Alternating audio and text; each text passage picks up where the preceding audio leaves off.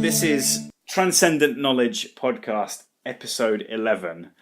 And for this episode, because of the way the last recording went, I really felt that I wanted to summarize and go back over what we covered in the last recording, because so much of it was based on your insights and intuitions about Plato and Platonism, and a lot of it was very new to me, and it surprised me. It went in directions that I hadn't anticipated. Yes, we talked a lot about the context of ancient Athens as well, and that society. Right, the context of ancient Athens as an initiated society. And I think that idea that the normal baseline official situation of an adult in ancient Athens was post psychedelic initiation, whereas in our current modern society, the official default level that an adult human being has reached is actually the pre-psychedelic level. So there's that important difference in trying to understand the ancient context that Plato put his writings in, and in the sense that in the modern age, we're now looking at Plato's writing, and it gets interpreted from the psycho-spiritual level that the modern society is at, which is this pre-psychedelic level, without the reference point of the psychedelic altered state. Yes, I would say that in ancient Athens, and just as in many pre-modern societies, to be considered an adult, involved psychedelic initiation along with other typical rites of passage, whereas in the modern era we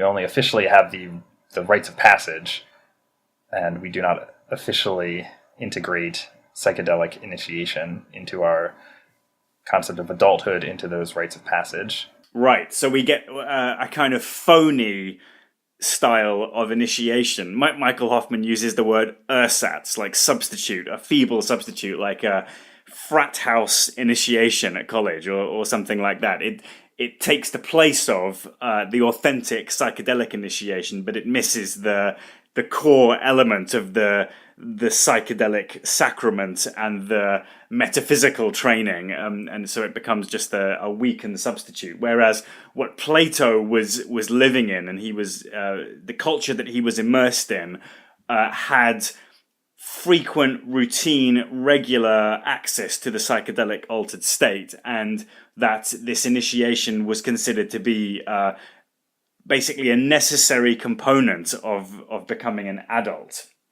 So there were a number of important themes which emerged out of episode 10, the last recording that we did.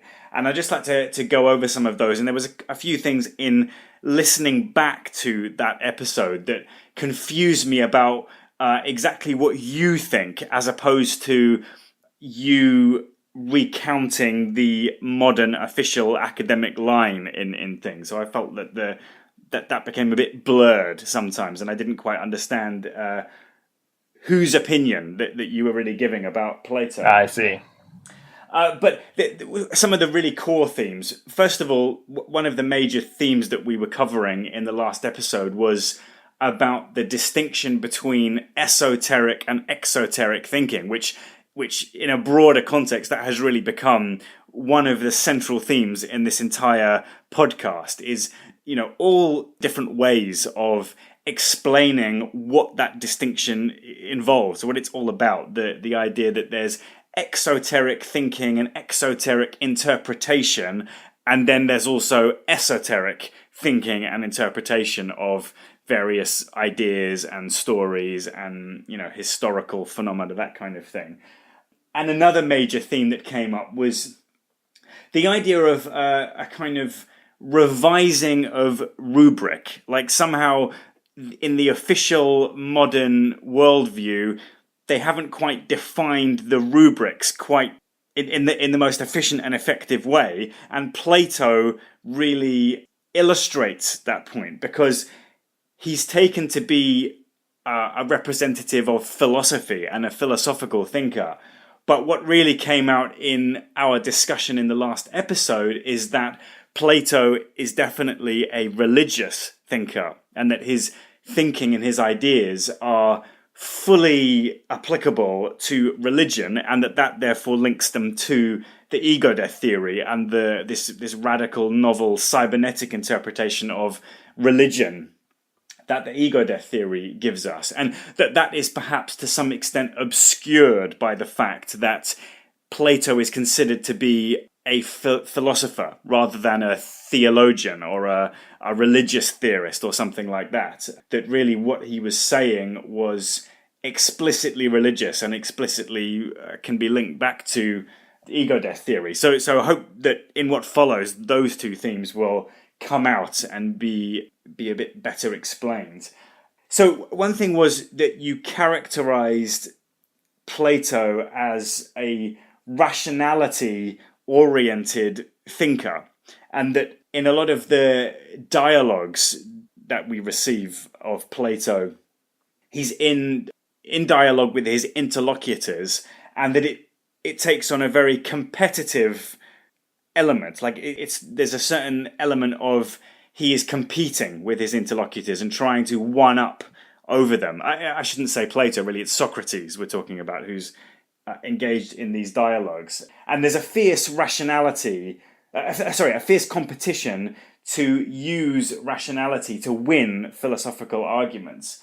And then on the basis of that, there are two elements of the rhetorical style that Plato or Socrates is engaged in, which is a destructive and a constructive element. So on the one hand, he's being destructive in that he's trying to demolish his opponent's arguments and trying to reveal logical contradictions in his opponent's arguments.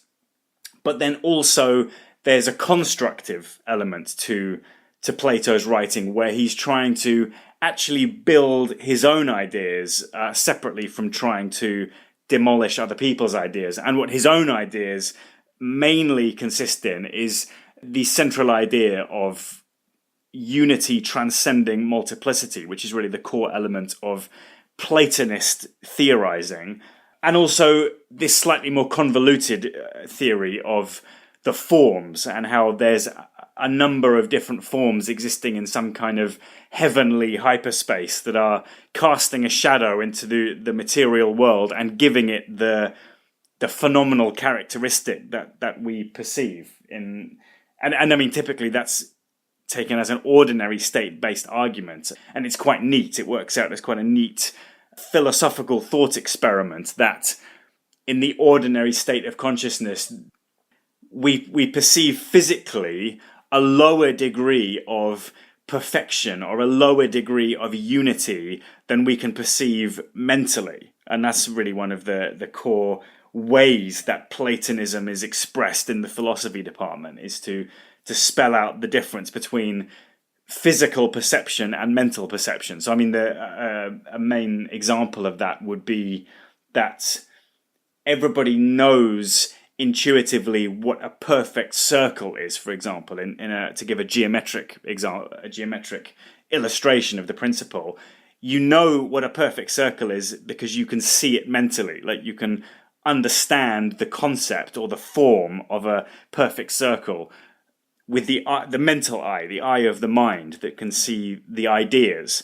Whereas physically, you never see an actually perfect circle, but you can often see shapes that are trying to emulate that perfection, or to imitate this perfection of the form of perfect circularity, but that physical reality, the constraints that physical reality puts onto kind of geometric expression, preclude that from being possible. And that actually, if you would magnify any physically perceivable circle, you will find imperfection there. So that's just the ordinary state manner of expressing Platonism. So I mean, so far, does that sound faithful to what you were explaining in the last recording. It does. I want to add what you were just saying as well is also an example of Plato being a reason-based, rationality-oriented theorist and philosopher, in that what is perceived through the senses and through the bodily senses is less real and faulty in some way in comparison with what is perceived, so to speak, or what is grasped by the mind and by the mind's reasoning power. Right. So that's the second aspect in which I mean when I say that Plato is a rationality-oriented, reason-based philosopher, is this a hierarchy, I suppose he puts, between what the senses can grasp, the body can grasp, and what the mind can grasp on its own. Secondly, just to expand on the other side of the rationality-oriented question, so we both have that one of using reason to grasp the abstract forms. Right. That's the more positive side. And then the other side is in terms of what you were describing, what I think I was mostly talking about last time, where is the use of reasoning in the dialogues, in dialogue with opponents. So the characters in the dialogue, most especially Socrates, Socrates' destructive aspect is primarily to get his interlocutors to catch them in contradictions. He uses questioning to make explicit what the implicit assumptions are in his interlocutors' arguments, and get, in the end, they usually end up contradicting themselves. That's the primary conclusion of Socrates' destructive arguments, is that the interlocutors contradict themselves through Socrates' careful questioning, and are left in a state of confusion about what they really think.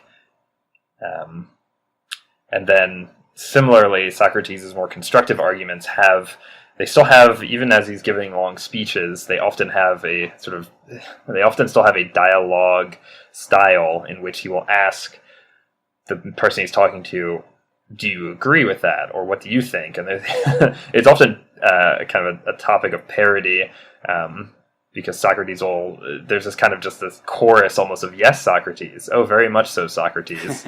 That's what his interlocutors keep saying to him when he is engaged in his more constructive moments. By all means, Socrates, etc. So he'll turn to them and still ask them, well, what do you think? Are you still following, etc. So those are, I think, the two things I mean when I say that Plato displays a reason-oriented, rationality-oriented style and system. One is the way that the questioning happens of beliefs and opinions and positions, and then secondly, this idea that the bodily senses are inferior to what the mind, what pure reasoning or something like that can grasp. That it's only through pure reasoning that the abstract forms, which are true reality in Plato's system, it's only through that reasoning, and not through the influence of the body at all and the senses. It's only through reasoning that the true abstract forms can be grasped and understood. And that this is the challenge for a philosopher. This is what philosophy should strive after. This is the goal of philosophy, is to use reasoning to grasp the abstract forms, especially the form of the good. What is the good? What counts as good? Okay, so you're talking a lot there about reasoning and rationality and logic, and how that is the means by which a mind can come to perceive the eternal forms. And to tie that into the theme of metaphor per ego death theory, it starts to sound as if reasoning or rationality is a metaphor for loose cognition or tripping. in particular the Socratic, specifically Socratic style of reasoning. And that comes up in the way that Socrates would try to undermine the logic of his interlocutors and try to get his interlocutors into a position where they end up explicitly and consciously contradicting themselves.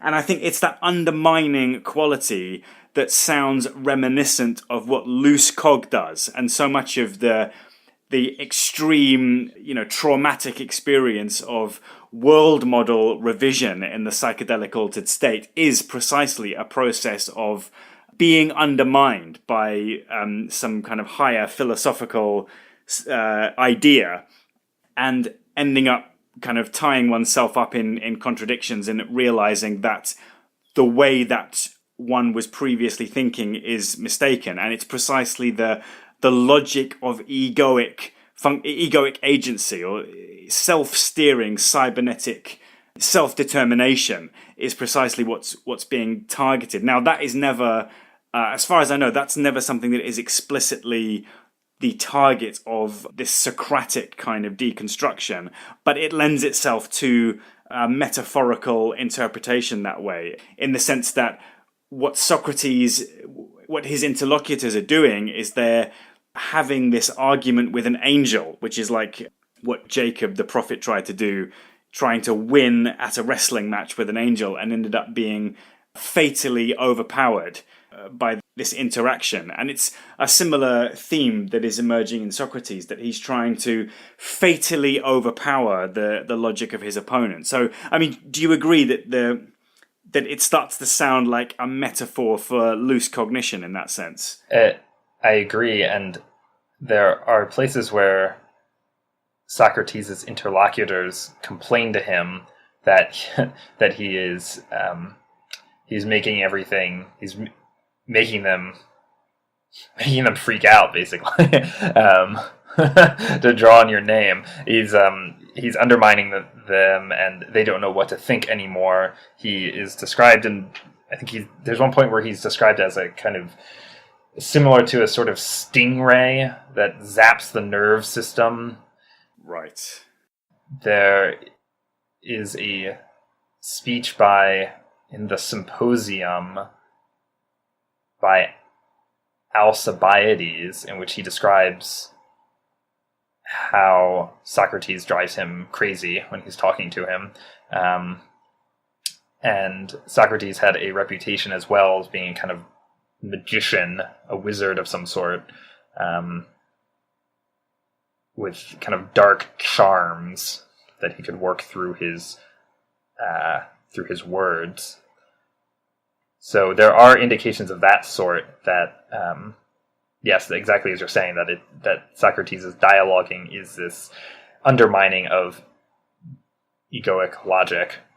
And I think that can be linked into the whole theme of dialogue came up when we were discussing Terence McKenna in the 2 episodes we did about Terence McKenna's ideas, that one of a theme that McKenna was very fond of was presenting loose cog phenomenology, the phenomenology of psychedelic experiencing, in terms of a dialogue with a higher philosophical source of wisdom. That he talked about his DMT experiences as being very much in dialogue format. And then I embellished that by talking about really what I see as my grand psychedelic initiation also had a very distinctive dialogue format where it felt as if there were 2 agencies present. There was me, myself, in my capacity as an egoic agent trying to retain my egoic integrity and carry on existing. And then there was this other thing, apparently, like the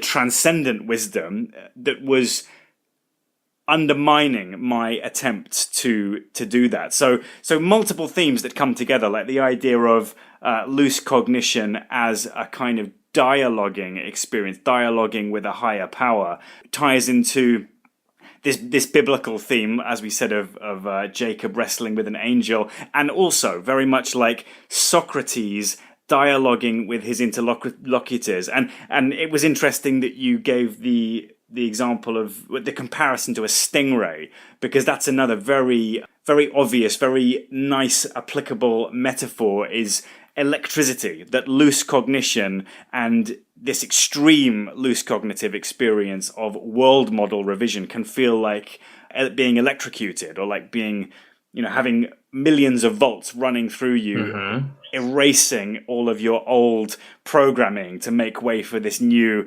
transcendent operating system. So again, just to paint Socrates and Platonist writing in terms of metaphor, I think is a good hermeneutic to adopt to understand what Plato was all about. That stingray analogy is in the dialogue called the Meno,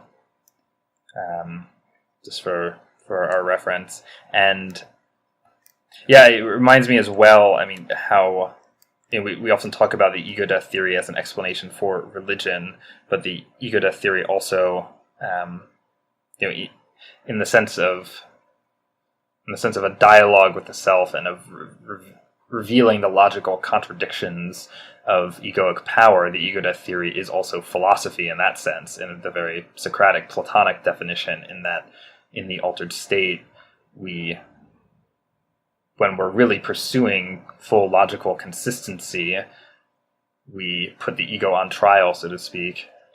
We subject it to this sort of cross-examination and this sort of intense questioning, and find the logical contradiction of its claims to independent control power, independent of the block universe, independent of the source of thoughts.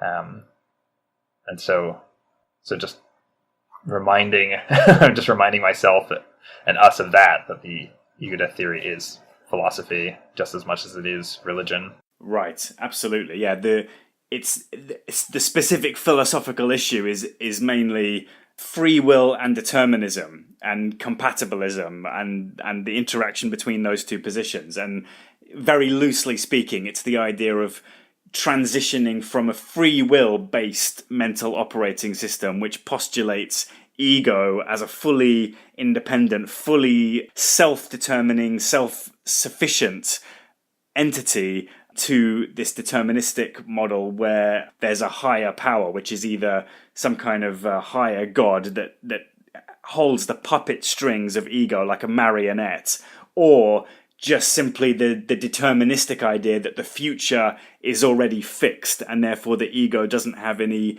true power to steer between different possibilities, because all it's really doing is following the track of single possibility to single future.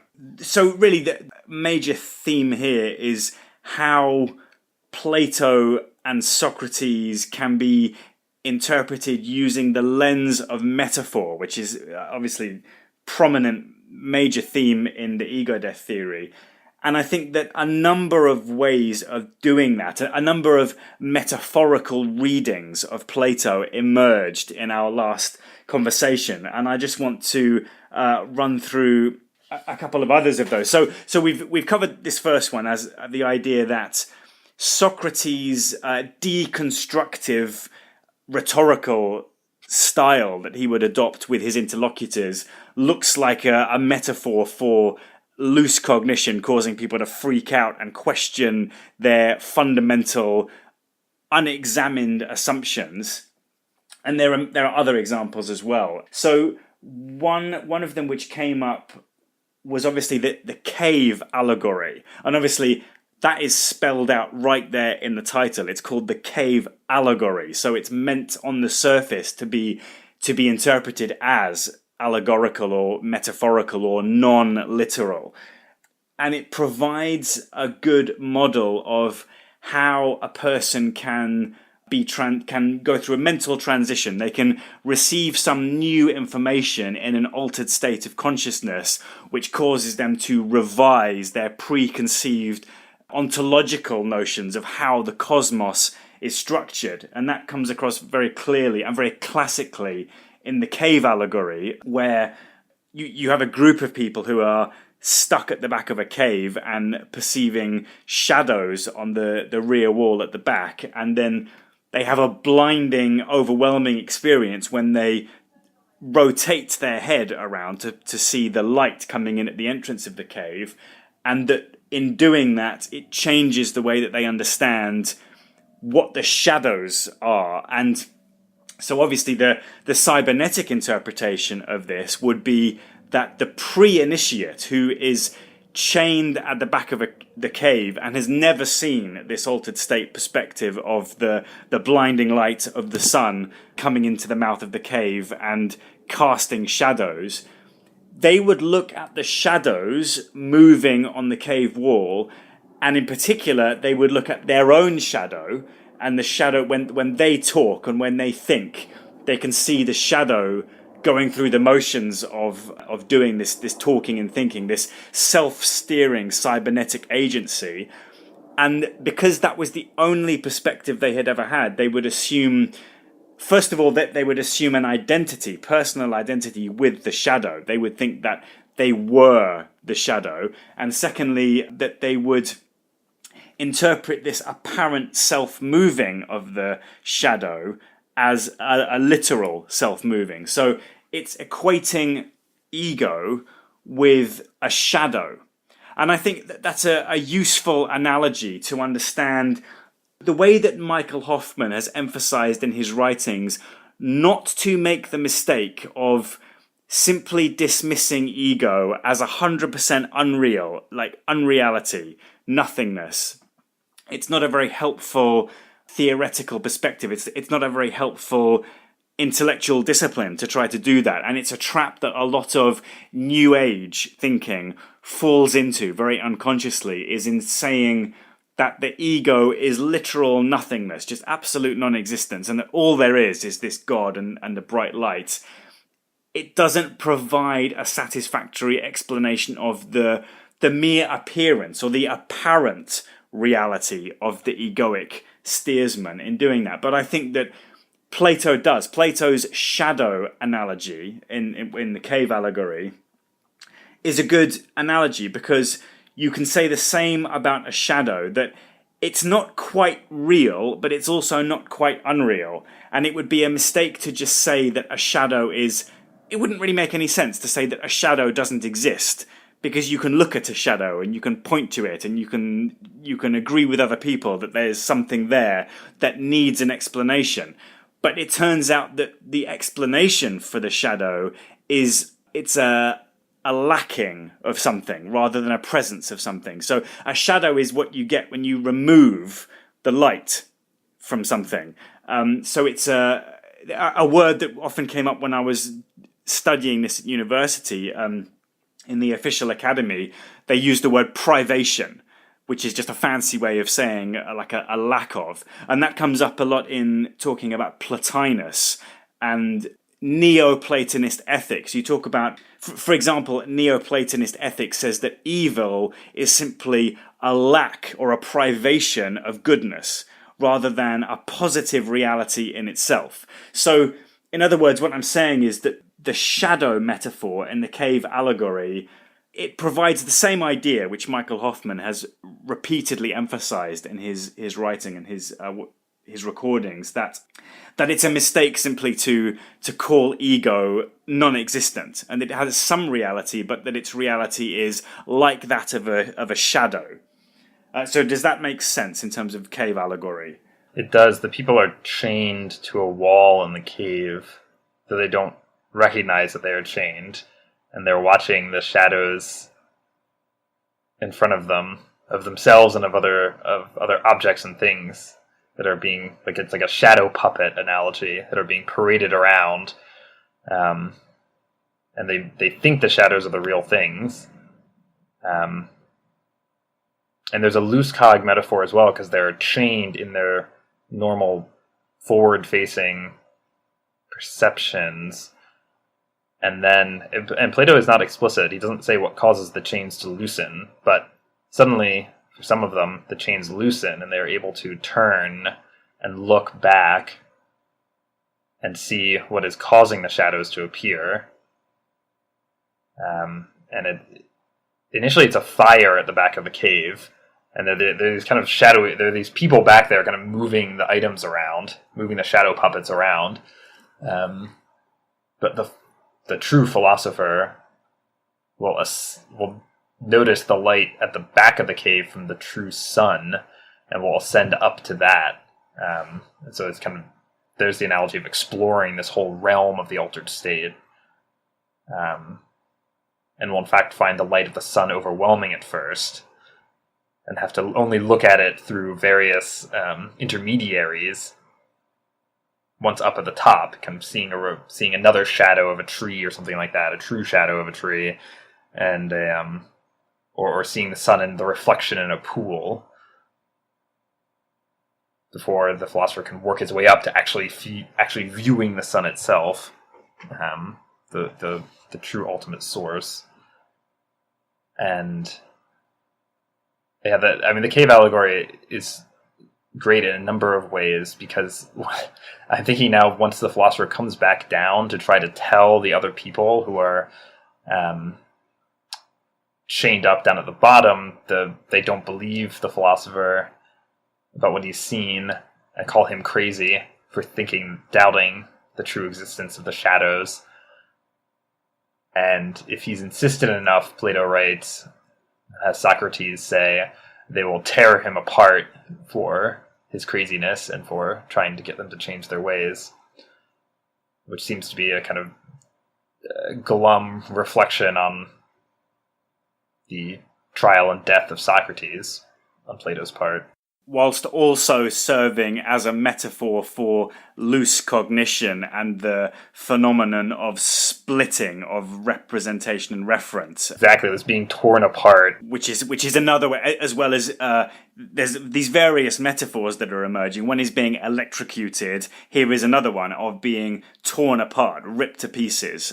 That appears in the myth of Actaeon, the hunter, being torn apart by dogs when he perceives Artemis bathing naked. So dismemberment, or being physically shredded, also appears in mythology as a loose cog allegory, and that's what we're seeing here. That so he's saying that it's when he returns with this higher awareness to his fellow people who are not initiated into the same state of awareness, that their reaction is to tear him apart. Yes, so the philosopher then, the philosopher also experiences that really, his understanding of the shadow nature results in this extreme deconstruction and tearing apart of the self. But the cave allegory is in the Republic, and there's this larger problem in the Republic that Socrates is trying to solve, of how to get philosophers, those who are studying the loose cognition realm, how to force them back into society, force them back into egoic society, to have them affect it and do work in egoic society. So there's this topic of coming back to the cave to try to convince the other people about what the philosopher has learned at the back of the cave and up out of the cave. It seems to me this is a larger problem of integrating altered state experiencing into egoic society, or even egoic society that recognizes the illusion of ego. There is there's still the problem of reintegrating those altered state experiencing into lived daily mundane life. And so the cave allegory also treats that problem as the Republic does more generally in its examination of the city-state and the soul. There's a point here which is confusing me, which is, we'd already made the distinction that ancient Athens was fundamentally an initiated culture. Then why does it sound in the cave allegory like that's not the case, and that when the philosopher is returned to the ordinary state of consciousness, he's put among a group of people who are not familiar with the altered state point of view? it looks to me like in the cave allegory, it's painting a picture of the isolated lone philosopher who is the one person who is able to perceive the altered state dynamics, rather than painting a picture of a society which is widespread initiated. So it's like you use the expression there, he returns to an egoic society, even if it's an egoic society that recognizes the illusion of ego. And that seems to be creating a new thing, which is this like halfway between a fully initiated society and a fully uninitiated society. Do you see what I'm getting at? I do. I think that Plato would say that because of the inability to express initiation and altered state experiencing rationally, that the rest of society is in that sense incoherent and not fully formed, not fully finished, and so producing inconsistencies and incoherences in its understanding and in its expression of altered state initiation. Perhaps another analogy or another time period could provide a useful analogy. Think of the later in antiquity, the various competing Christian groups. For example, say the more official Catholic and Orthodox groups, as opposed to the Gnostic groups,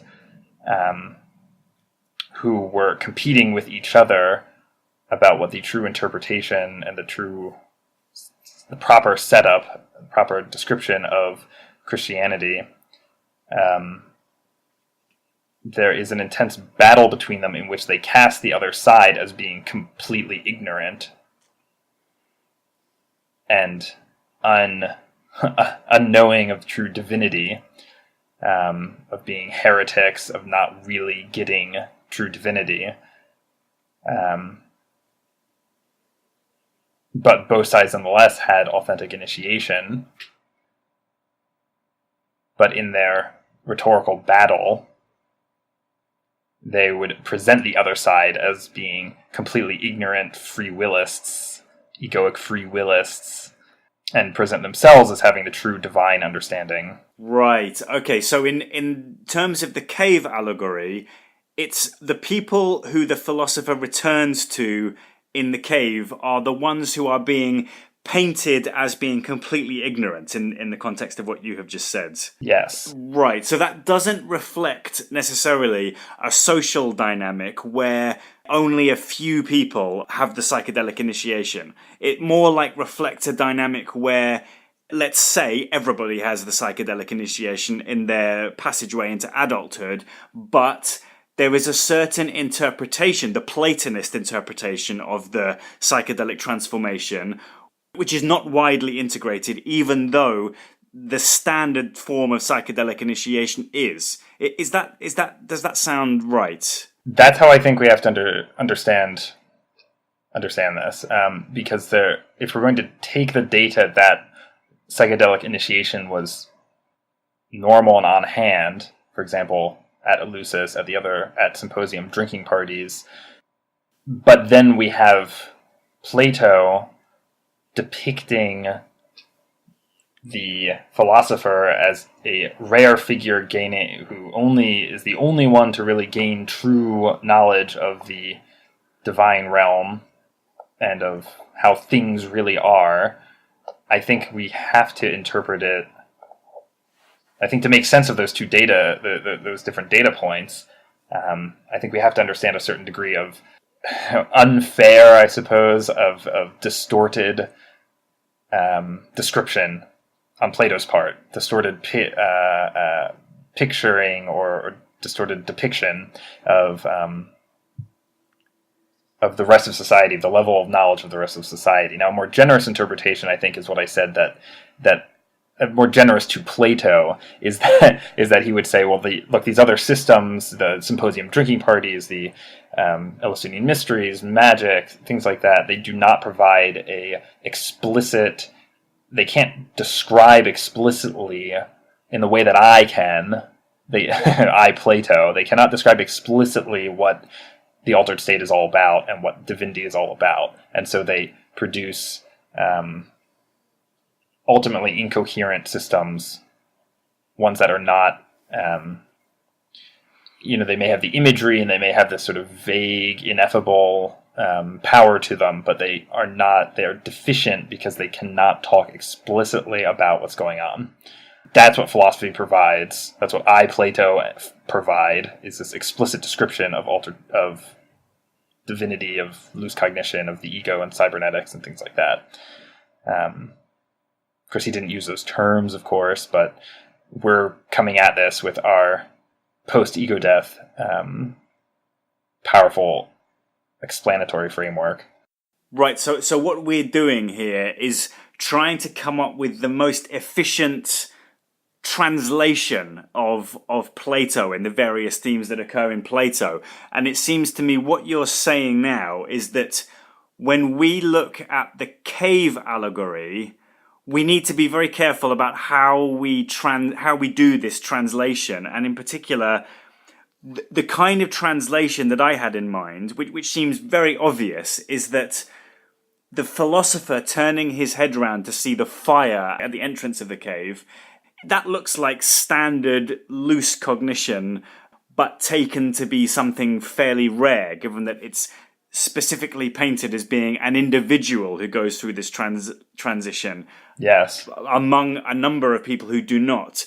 But actually, from what you're saying, that's not an accurate translation, because actually looking around and seeing the fire at the entrance of the cave is better translated as being Platonist combination of loose cognition, psychedelic, experiential initiation, coupled with this strongly rationality-based, fiercely competitively rationality-based, and transcendence and unity-based set of ideas, which we call Platonism. So it's the combination of Platonist philosophy with psychedelic experiencing. That is what is the best fit for what exactly fits as the explanation of this mythic theme of a philosopher turning his head round. And I mean, it does really highlight the point that there is an obvious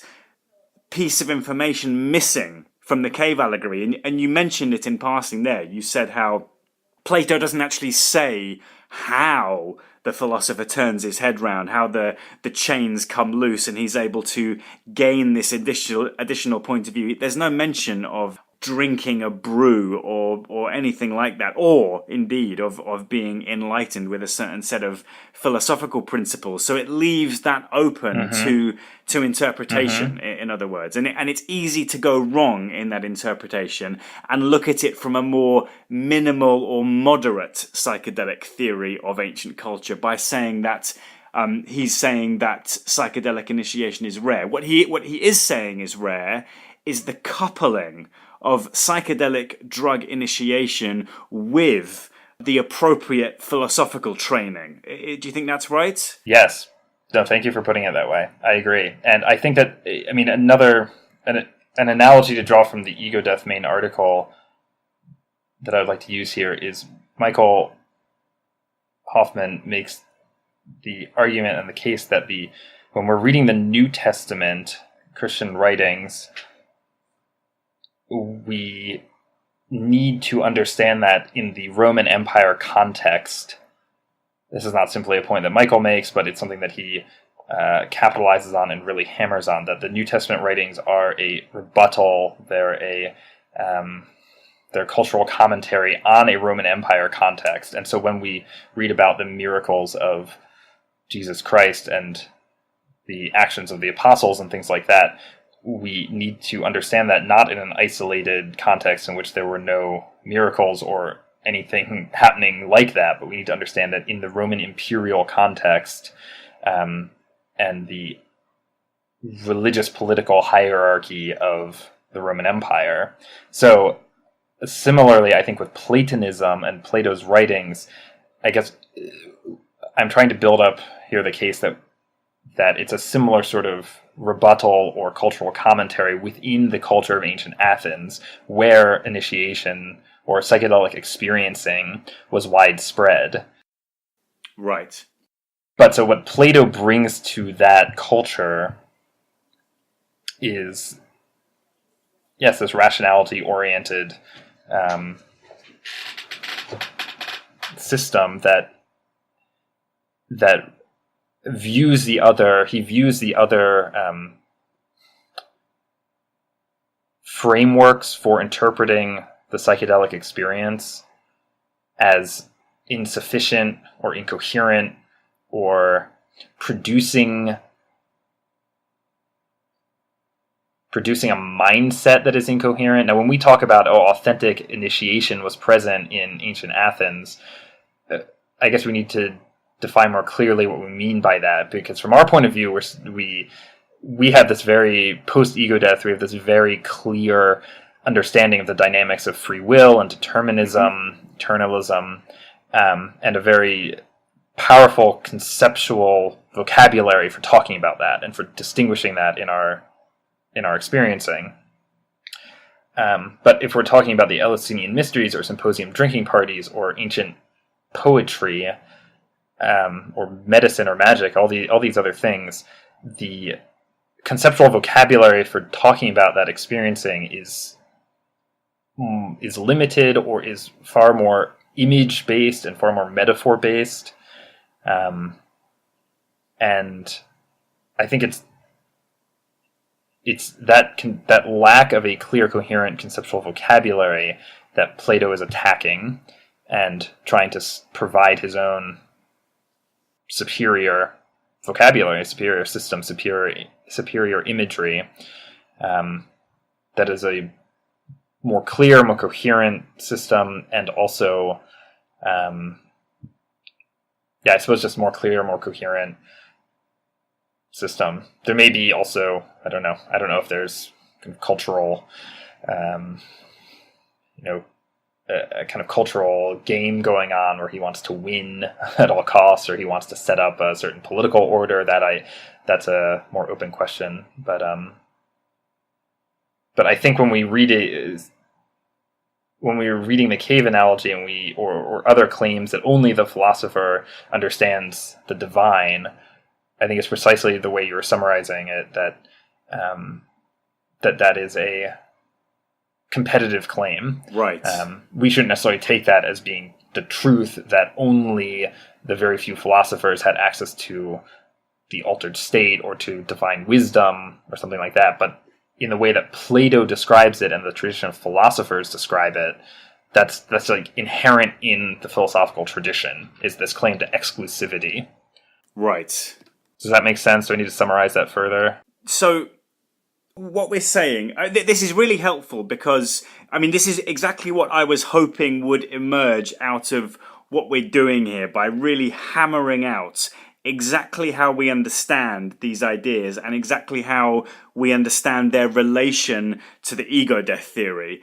And this is helping my picture to emerge, because I'd never seen it in these terms, and I'd always kind of just assumed that there was no deeper element to the cave allegory, and that it was just a model of psychedelic initiation rather than something that was meant to steer people towards a certain philosophical interpretation.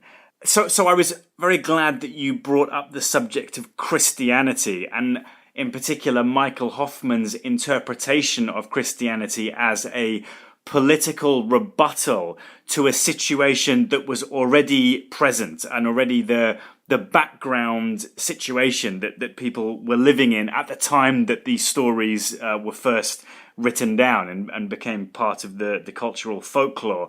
So I'd like to just straighten out this comparison with Christianity in a bit more depth, because it strikes me that there's an enormous similarity between Platonism and Christianity in this kind of context of the idea that it was some kind of rebuttal, or some kind of that there's a political statement contained within Christian doctrine and also within Platonism.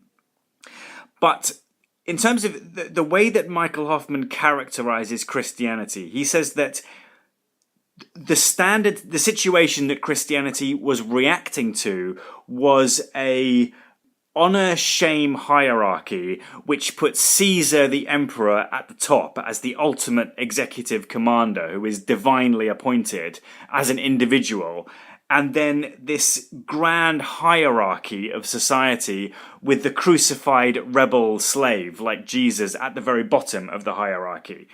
And then what Christianity was aiming to do by they inverted the hierarchy by deifying the person at the bottom. They deified the crucified rebel slave in the figure of Jesus Christ. So that flips the whole honor-shame hierarchy on its head. And Michael Hoffman's explanation of why what this was in aid of was to promote a kind of egalitarianism as a direct contrast, an undermining of, like a fundamental, radical undermining of the predominant system of Caesarean honor and shame. So what I want to know is, from your explanation, is how you would characterize the situation in ancient Athens that Plato or Socrates took themselves to be responding to and providing a rebuttal against, and what exactly the nature of that rebuttal was. I think I've understood it in terms. I guess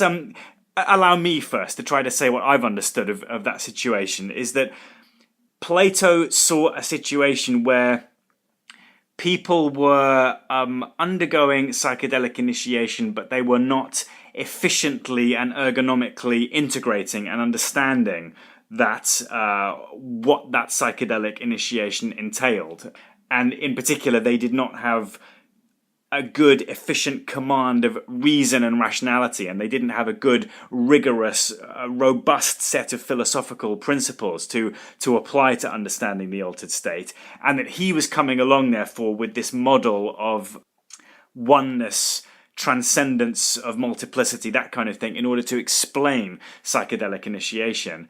And then in addition to that, but a lot more hazy, as I understand it, is that Plato, or rather Socrates, was politically an oligarch, and the default situation was the democratic state of Athens, which was run by the people in this I guess that sounds quite a lot like egalitarianism, but Socrates was promoting an oligarchical system which had a smaller number of people, the philosopher kings, ruling over the great masses, and that somehow is reflected in, I guess, since we're at the moment just talking about the cave allegory, the idea that it's the one person from among the others who gets this superior insight. Do you think that is related to this trade-off or this tension between democracy and oligarchy?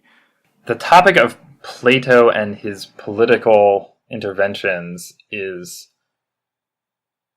I think you used the word hazy, Socrates as well, hazy, and it is tricky to pin down.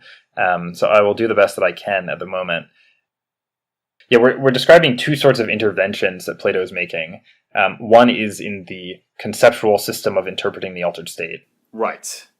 Related to that is the political criticism and societal criticism. Plato was born into a wealthy and politically active noble family in Athens. Now, for all of the power of the democracy of Athens, there was still politics was still very much the field of noble families.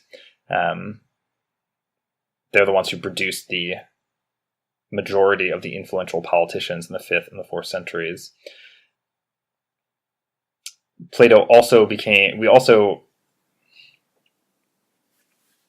now there are stories about Plato's life that he traveled to Sicily, to the city of Syracuse, which was run by a monarch. Okay. And that Plato went that this monarch had expressed some interest in philosophy, and in Plato was already writing at this point, we think. Actually, we're not entirely certain. This is all very vague and hazy about what actually happened. It also sounds like like a metaphor of a philosopher going to advise a king. It sounds like traditional metaphorical stories. Plato goes to advise this king. It doesn't work out very well. Plato's imprisoned for a while, has to be rescued. Again, metaphor. Which again, the philosopher ends up being imprisoned by this bad king, and then is later rescued. But it's a story illustrating an attempt by Plato to make a philosopher king, just as he writes about in the Republic, in which his ideal city-state is a monarchy with a group of philosopher kings at the top, ones who understand the true nature of cybernetic puppetship, or cybernetic kingship. And it's a group of them, so it's a restricted group of those who grasp the full meaning of the forms, but also those who display talent at different aspects of philosophy, like logical argumentation, mathematics as well is an important part of this.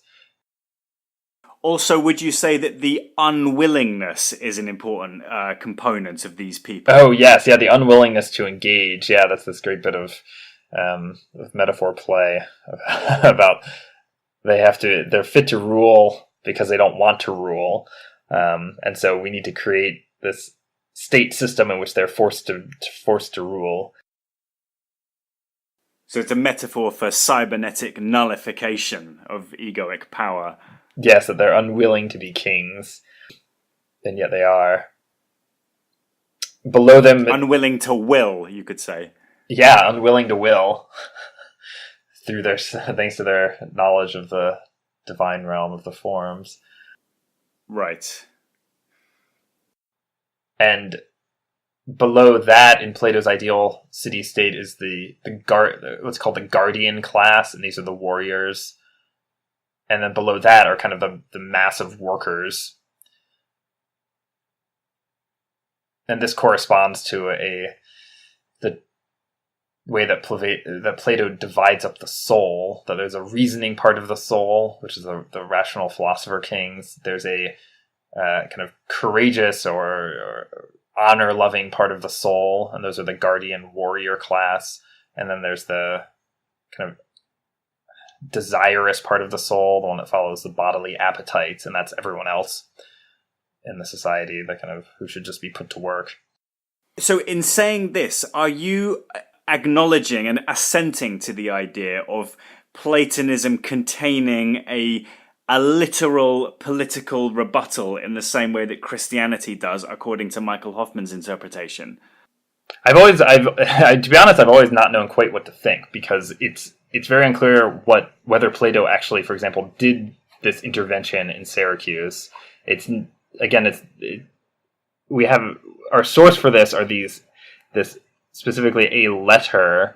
There are a set of letters ascribed to Plato that seem to be kind of public letters, which was a genre of writing in antiquity. And this is the 7th letter. But scholars doubt whether Plato really wrote that or whether a later member of the academy did. Right. The historical status of this trip to Sicily that Plato did is unknown. It's also unclear to me to what extent Plato's academy was intended as a sort of was intended to have political, actual direct political motives or political activity, or whether it was just a sort of school removed from the rest of Athens. And so, sorry, there's like two questions here. One is like, is the Republic meant to be some sort of political handbook, which some people have wanted to take it as. That's one tempting way to read the Republic and its description of governments and societal setups. That's a more narrow question than the more general question of the political commentary on Plato's part. And so there's definitely political commentary. I think that is that we have to agree to. And I would say his general stance is that of critiquing the Athenian democracy. I think he views it as and I think Socrates would agree that there's lots of contradictions built into the Athenian democratic society. Okay. And so one wing of this critique on Plato and Socrates' part is that people cannot describe how they know what they know. And so there's that very just practical sort of problem of they can't describe why they're making the decisions they're making. They can't describe why they're, for example, a general can't describe what courage is. That's in one of Plato's dialogues. Socrates talks to a general about what is courage, and they're unable to describe that. And this seems something very inherent to what a general should be doing and should know how to do and know how to describe. A general ought to be able to say what courage is. Yes, in order to be a good general. And so there's a level of critique there's a sort of critique at that level of that is this discursive, reason-oriented critique. And then I think there's a critique and this came up in the last podcast of, there's a critique of the egalitarian, I guess, kind of, the egalitarian, I guess Plato would put it as like a fantasy of everyone being an individual agent running around making decisions, that a democracy is predicated on that idea. Whereas Plato would say that not everyone can have as coherent an understanding of the altered state, because that takes study and time and a certain amount of talent at discourse and reasoning. And so if society should reflect the altered state, then the people who understand reality best, the divine reality of the forms, those people should be in charge. I think that's where the Philosopher King's idea comes into play. Those are the people who should be in charge of society because they understand reality and can give a rational account of reality, whereas everyone else can't do that, and so has the idea then to just give decision-making power to everyone equally, as if they're all equal, is, I think Plato would think that's irrational. Why would you do that? People can't talk about what they know and what they think they know. So how can they make the best decisions for the state? But I admit that in general, this is a topic that Plato's actual political commentary, this is a topic I'm not extremely versed in. So it may be something we want to revisit. But in general, I will say Plato has been accused of being a totalitarian in his political mindset. I think that's the 20th century historian and philosopher Karl Popper, I think, is famous for describing Plato that way. A totalitarian elitist, and not egalitarian. Yes, exactly. So that's an important point where it diverges from the political message of Christianity, again, as interpreted by Michael Hoffman. It doesn't seem as if Plato is advocating egalitarianism, because egalitarianism seems to be synonymous with democracy in the sense of equal rule by everybody. The society is equivalently ruled by every individual person, whereas for Plato, even though Plato is not going as far as a philosopher like, say, for example, Thomas Hobbes, the old English philosopher who believed in the absolute divine authority of a single monarch, Plato's picture is slightly different from that in that he's talking about a group of people, but only a very small group, an oligarchical power base. But to summarize this, it sounds like what you're saying is that even though The whole philosophical picture of Plato's writing it's all about presenting metaphors and ideas about psychedelic illumination and the philosophical ramifications of psychedelic phenomenology. It's inescapable to recognize certain key political themes.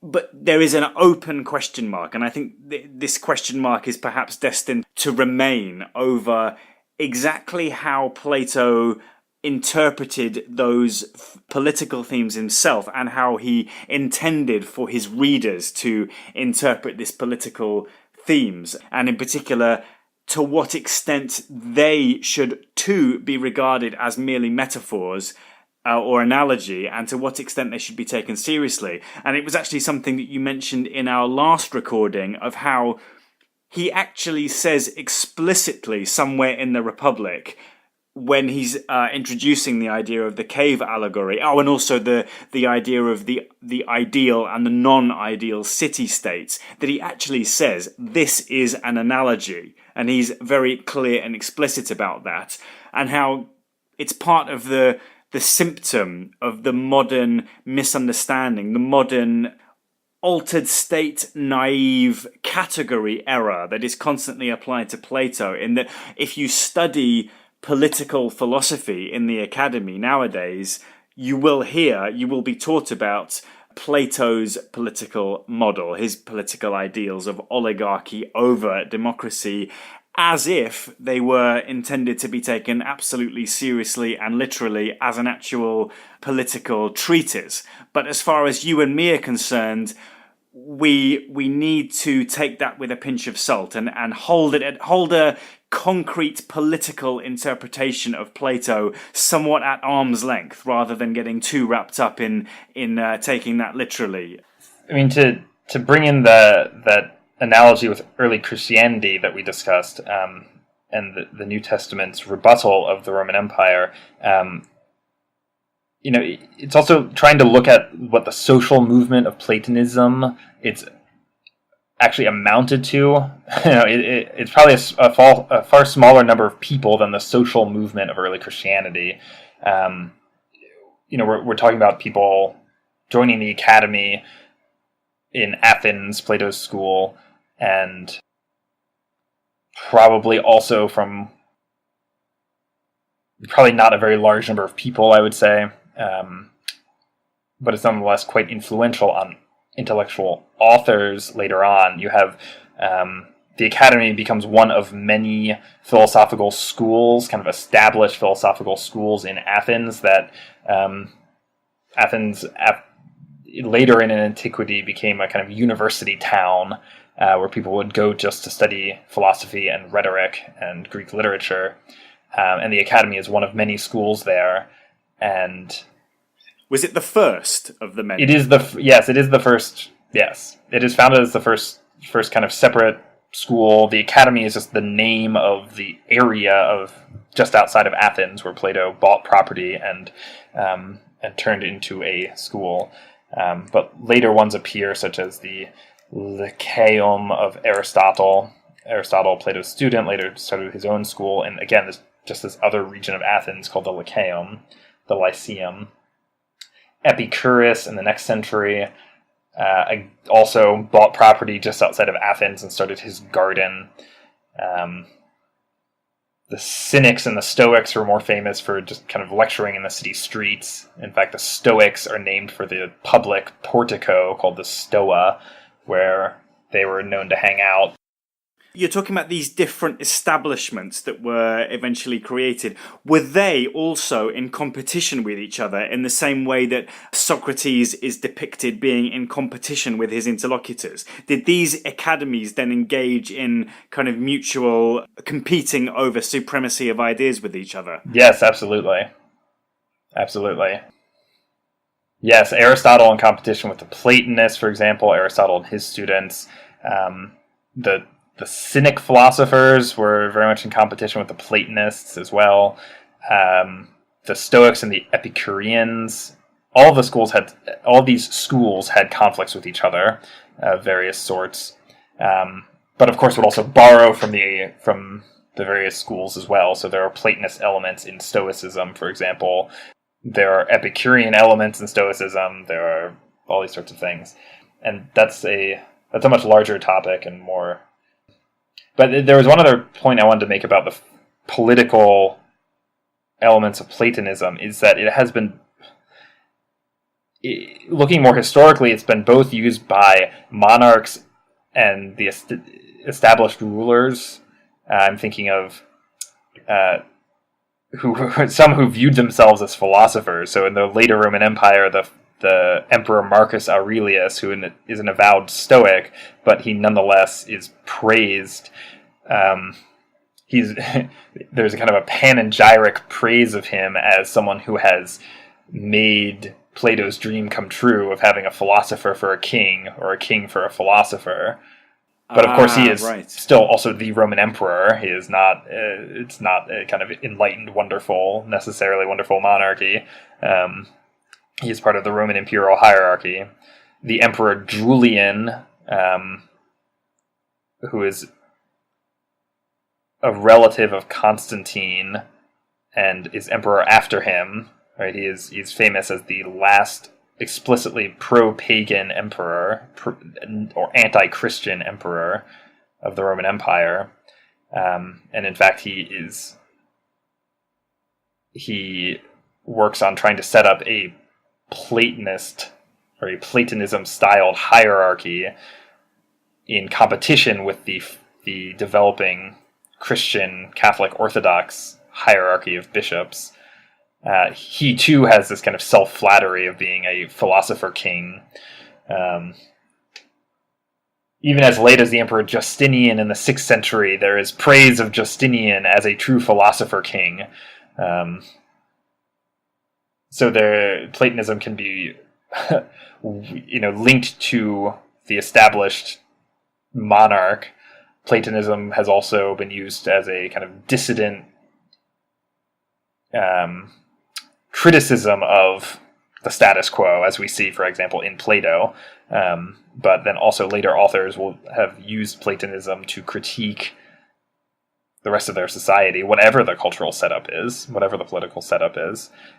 So perhaps it's more of an amorphous tradition that has been molded or welded to, according to the whatever an author's need to critique his society.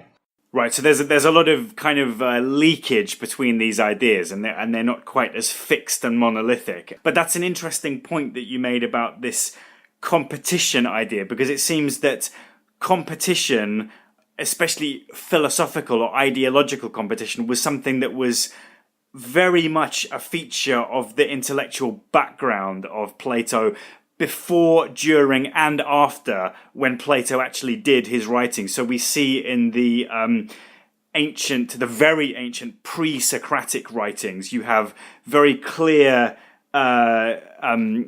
competitive element between ideas. So, for example, you've got Heraclitus and Parmenides espousing two very different, very much opposed models of how time works. And in Michelangelo's the Renaissance painting of the Academy, Raphael. Raphael. Right.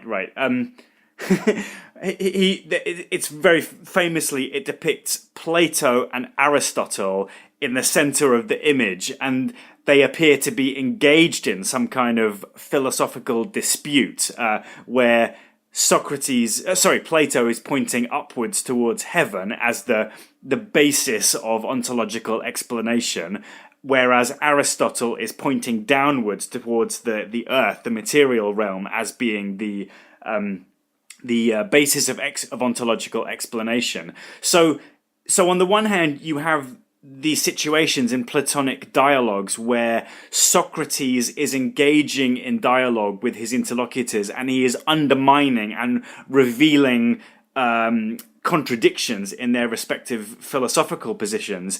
But at the same time, in the broader picture of the history of ancient Greek philosophy, it's not as if Plato was some kind of definitive winner, as if he settled any philosophical issues and ended any disputes.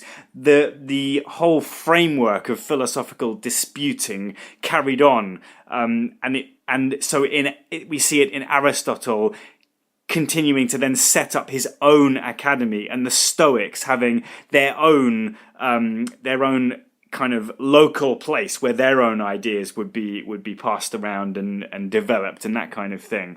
So there really is an open situation of philosophical discourse and competition that really transcends all of these individual philosophies. Is that right, do you think? Like the aspect of competition carries right on through Platonism and afterwards into even the Neoplatonist philosophers like Iamblichus and Plotinus and Porphyry had slightly different ideas of what the ultimate Neoplatonist model was. So competition is clearly a very important element to all of this. Absolutely, yes. In internal competition, like you're describing with the Neoplatonist authors, who would view themselves as allies in some sense. Right. And then external competition with other philosophers and with the larger society. Yeah, I think that's a hallmark of the Western philosophical tradition. And I'm glad that you brought up the pre-Socratics. It's another important piece of background in discussing Plato and what was philosophy. These pre-Socratic philosophers, which is just a catch-all term for all these sorts of figures. It's not like there's a direct line or a direct cutoff of Socrates, but it's a catch-all term for describing the ones who lived before Socrates or even some of his contemporaries. They are looking at their who they are in their societies. They are kind of dissident, bizarre figures who stand apart from their society. I'm thinking of someone like Parmenides, who... there's another example of what seems to be an individual revelation, a special individual revelation. He describes himself in this poem that he wrote, which in itself is a very conscious choice to write in poetry about metaphysical topics. That's poetry being at the time the major piece of cultural production, and he's writing as if he is Homer or writing an epic poem about the great heroes of the past. But instead it's about himself leaving the world, leaving the material sensory world and traveling beyond to get a special revelation that then he is bringing back to the rest of the world. So there too we see this very individualistic and set aside persona. Just like we're describing with the cave, in which the individual philosopher leaves and then comes back. But it seems that in Parmenides' historical life, he was part of this kind of almost religious cult in southern Italy, which was related to Pythagoras and his activities. Pythagoras is another hazy character, but again, who sets himself aside from the rest of society and sets up this alternate philosophical school. The Pythagoreans were kicked out of various cities in southern Italy for trying to interfere with politics.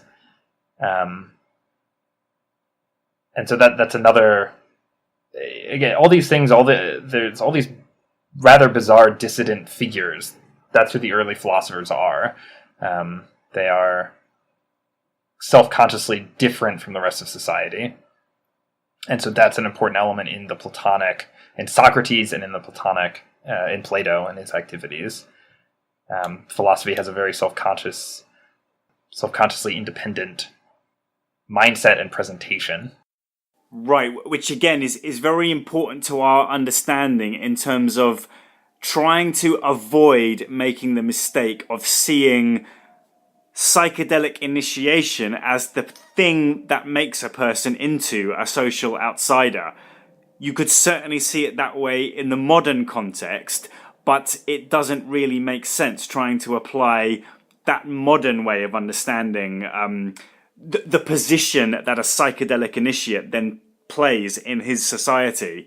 when you try to apply that to the ancient Greek society, the ancient Greek cultural zeitgeist, it doesn't work because of this idea that we have that ancient Athens was a generally psychedelic initiated culture where, as you put it in the last recording, adults would basically spend a period of their life in the loose cognitive heavenly realm and a period of their life in the ordinary state, day-to-day mundane world, and that everybody had constant access to loose cognition on tap. So we're painting a picture of philosophers as being this kind of social outcast, but we don't mean it in terms of them being psychedelically initiated with everybody else not being psychedelically initiated. So we have a situation where these individuals, such as Plato and Parmenides and others, as are considered, they consider themselves to be outsiders and radical intellectuals, different from their fellow people. But it's much more in terms of a superior idea that they have, or a superior way of understanding things. Because I think that overall, part of what our project is, in putting all these pieces together and in having these discussions, is we're trying to understand our position, like yours and mine, in terms of the society that we exist in, and trying to understand that in the same context, or to compare it to the situation that these ancient Greek philosophers were in. And I think that there's a ready comparison here to how we perceive ourselves as distinct from pop psychedelia. And we've covered pop psychedelia in such great detail, and so many, a fairly small number of very core, very persistent ideas or elements come out where we differ from everybody else who's trying to get involved in this whole psychedelic thing and trying to understand what the significance of psychedelic experience is. That it's almost like you and I are playing the role of the radical outsiders, whereas people like Martin Ball and Robin Carhart Harris and all these people that we've been talking about are very much like our competitors in the marketplace of ideas.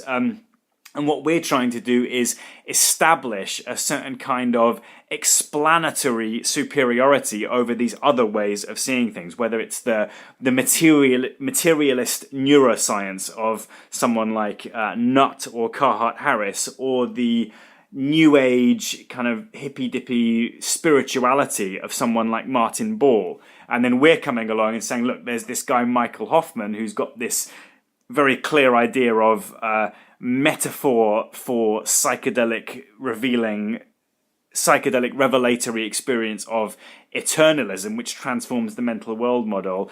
That is explanatorily superior to, for example, seeing psychedelic experience as a psychotherapeutic thing, which is supposed to heal your past trauma, or something which makes your brain light up in lots of orange, and that's the most exciting thing that happens. That's the core significance of psychedelic experience. So do you see what I'm saying? That our position has a very ready comparison to exactly what we're describing, the situation that the ancient Greek philosophers found themselves in. I agree. I'm glad that you brought things around as well to our position and to the modern pop psychedelia, because that's what, I mean, even when we describe it as just pop psychedelia, that's not how the people we're criticizing would describe themselves. So that's an example of rhetorical shaping that we're doing. Just as, for example, Plato may be doing the same thing by, some of his opponents, the way he describes them. So yes, that's the situation. I fully agree. I think that's the situation that there is a similarity there, that when we're talking about pop psychedelia, we are competing with other brands. We're competing with other forms of describing altered state experiencing and where the emphasis lies, what role that should have in society. And then conversely, when we're talking about historical, we also need to understand that when we're talking about historical philosophy, that the dynamic is the competition between different brands of psychedelia, not between psychedelia and no psychedelia. And we understand that, but we keep circling around that point, I think because it is so ingrained in the modern mindset. And perhaps we are anxious about that in our listeners, that's not what we are, or maybe I am, but that's not what we are talking about. We're not talking about a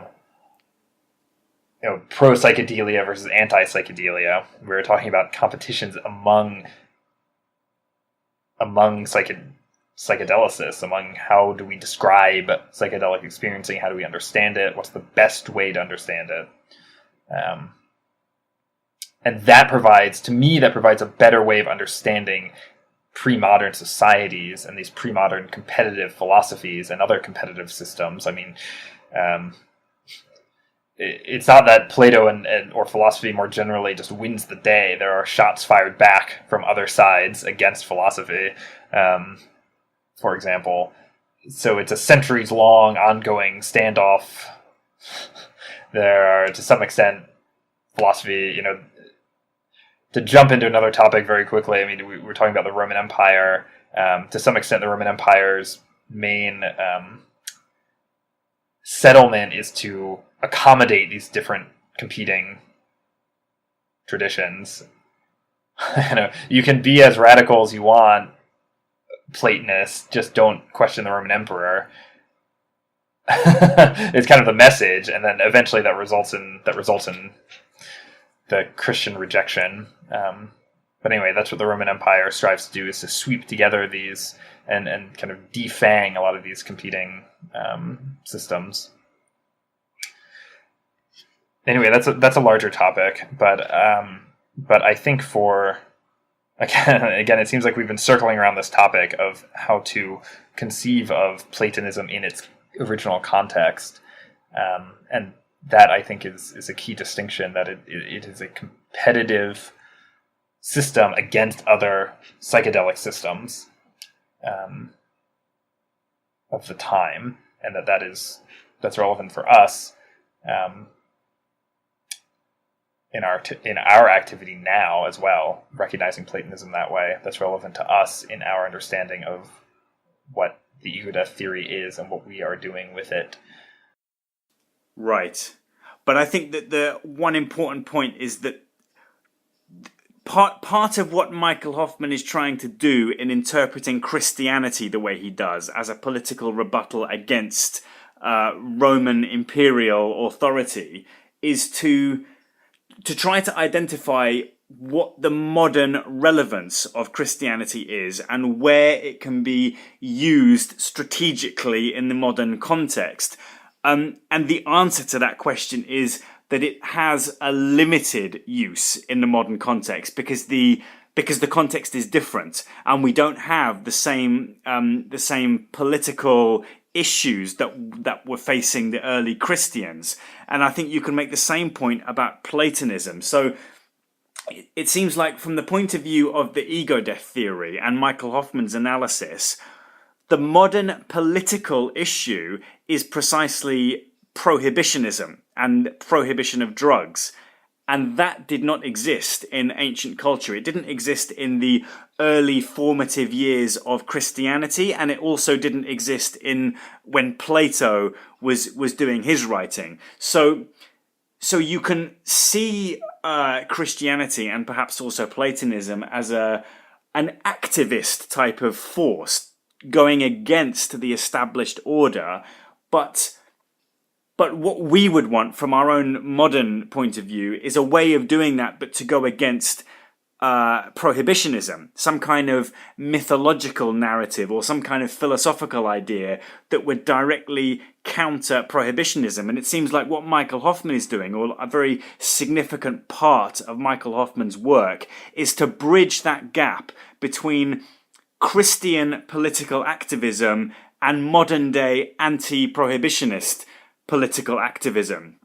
And so we need to make the same point about Platonism, that it wasn't set up to counter drug prohibition, although Michael Hoffman does explicitly bring together those concepts. And just to go into detail about how he did that, it was in the way he interpreted the story of Socrates going on trial and being executed.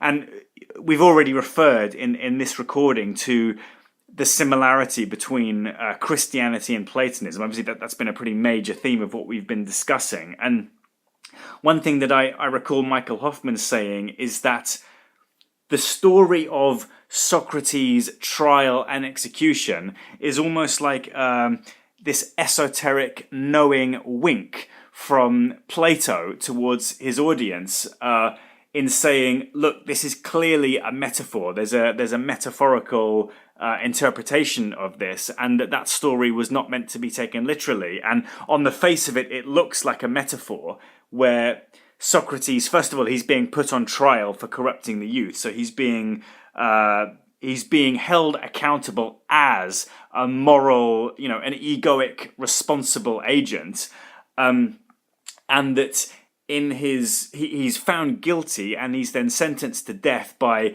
drinking hemlock. But the drinking of hemlock must be done willingly. It must be done. He must do it himself. Nobody forces him by physical force to drink the hemlock. And also, that idea of willing self-sacrifice is further embellished by saying that Socrates was offered multiple opportunities to escape his captivity before he died, and he actually turned down those opportunities to escape. And then he willingly drank the hemlock and died. That looks very on the face of it like a psychedelic initiatory metaphor, in the same way that the cave allegory can be interpreted that way, except that with Socrates' trial and death, you've actually then got an explicit reference to a psychoactive drink, or at least a biologically active drink that he's being made to drink, which causes his death.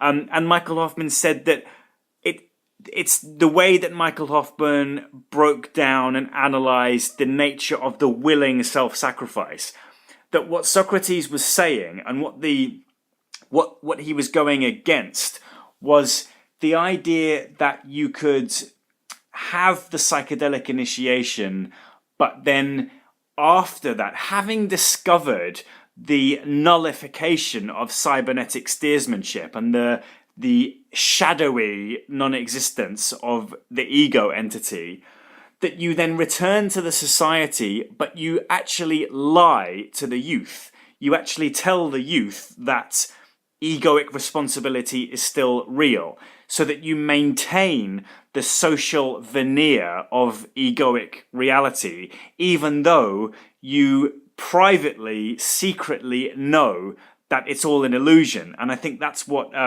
you can interpret the noble lie of which was one of Plato's major ideas as being precisely that, precisely the lie of retaining the superficial appearance of egoic steersmanship, which is very clearly on display in the setting of Socrates being put on trial. He's being held responsible for his personal egoic actions.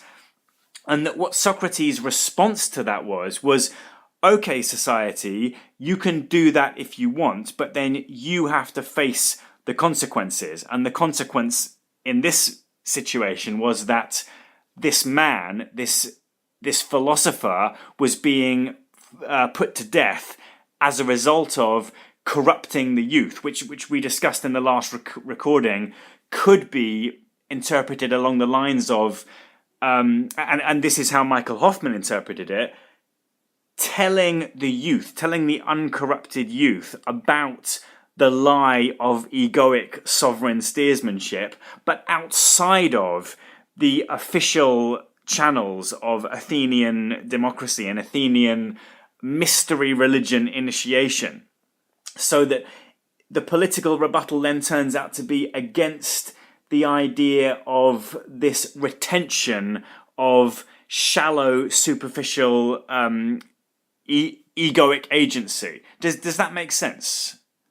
I'm trying to translate very explicitly the idea of political rebuttal per Christianity into the context of Platonism and Plato's writing, but using the story of Socrates' execution and what he was being put on trial for, and how it looks on the face of it very similar to the Christian story of how Jesus was put on trial for falsely claiming to be the Son of God, or falsely claiming to be a king, egoic steersman, and he was then crucified for it. You see, there's quite a strong analogy between that and Socrates being put on trial for corrupting the youth of Athens.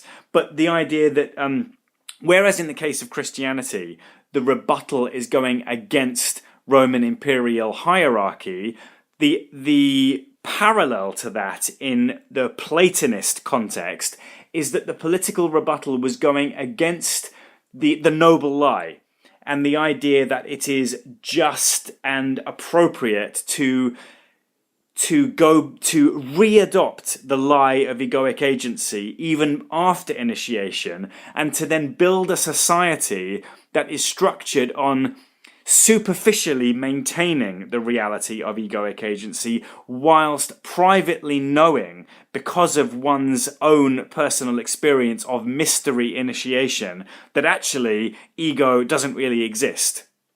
Does that sound like a plausible explanation of what the Socrates death trial story was all about?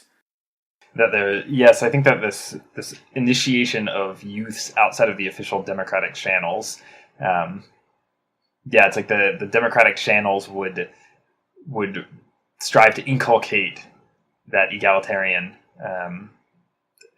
and message, and that retaining, in some way retaining the illusory control. At least that's, again, I think that's how that the Plato would criticize it, that it ends up creating this, as I've said before, this kind of incoherent system that is not as in a line with transcendent understanding as it could be, and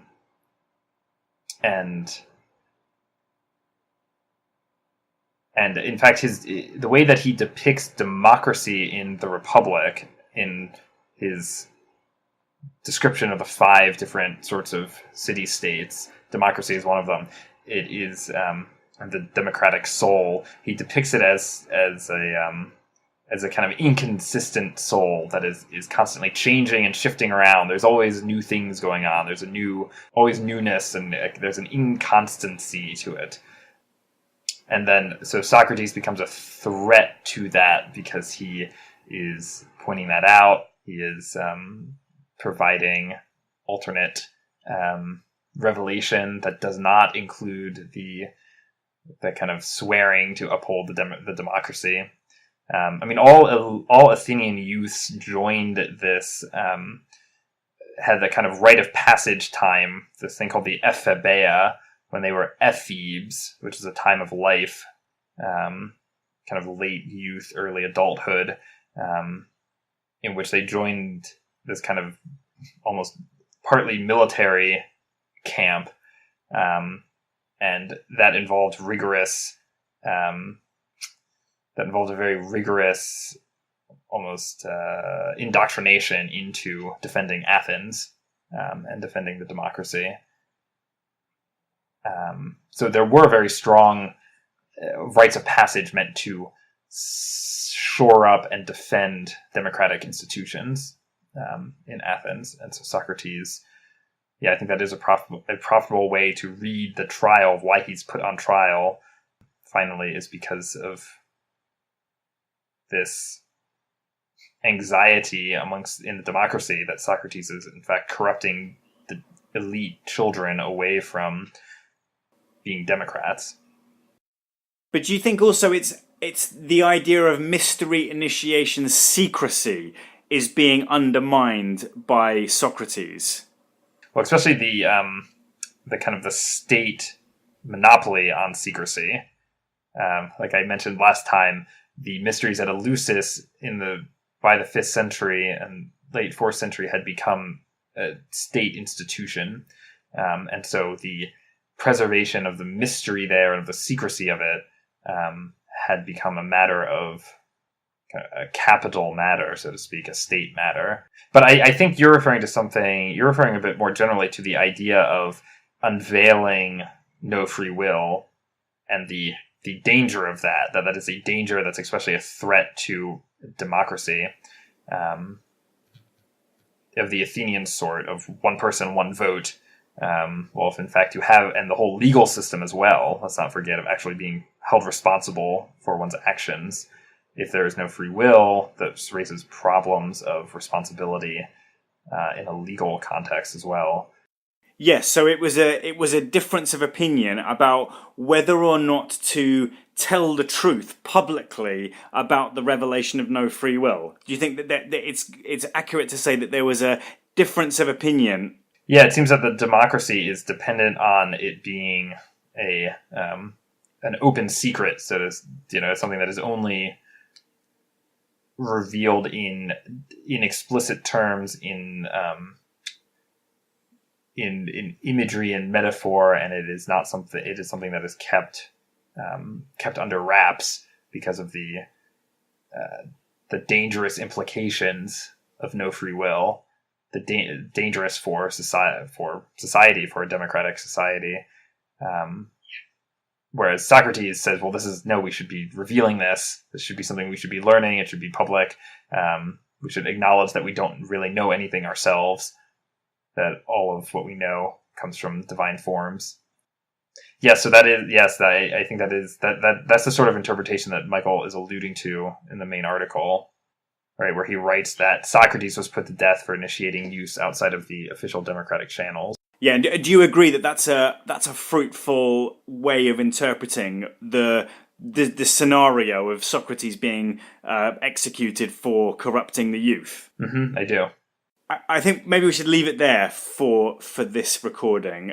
It seems like this is quite a long-winded, convoluted process, and I think that it does feel like we're making progress, and over time really hammering out each other's understanding of Plato's significance. And I mean, what I'm hoping for is that at the end of this coverage of Plato, you and I are going to exactly understand each other's position about this. And I feel like I'm not quite there yet. And I need to go through this recording like I did with the last one and see what you're saying and see where my understanding is slightly different and where I don't quite understand what it is that you're suggesting, and then bring that out in the next recording. How does that sound? I think that's fruitful. I think that's the goal of our dialoguing here.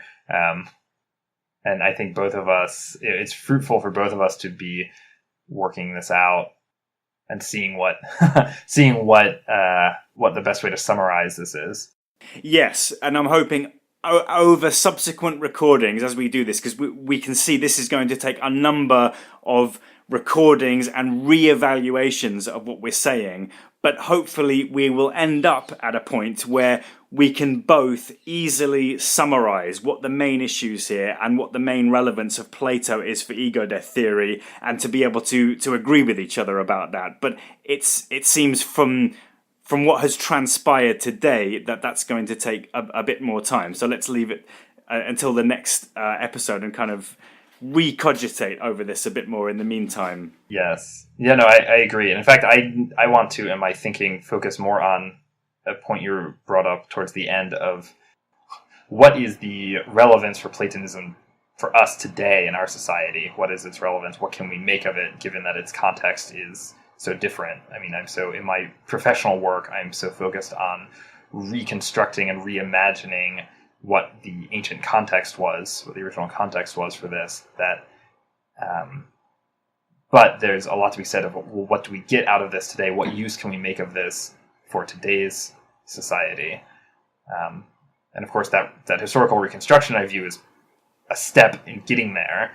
But so much of my professional life just kind of ends there at doing the historical reconstruction. Well, it's like, okay, what's the next step? And so that's something I want to devote more time to. Is what, just as Michael did with New Testament Christianity, well, it's an opportunity to use New Testament Christianity to go up against today's prohibitionist empire. Even though New Testament Christianity can only have limited usefulness in the end, because of the cultural context no longer exists of the Roman Empire. I think that there's a similar rescue operation in a way that can be done with Platonism.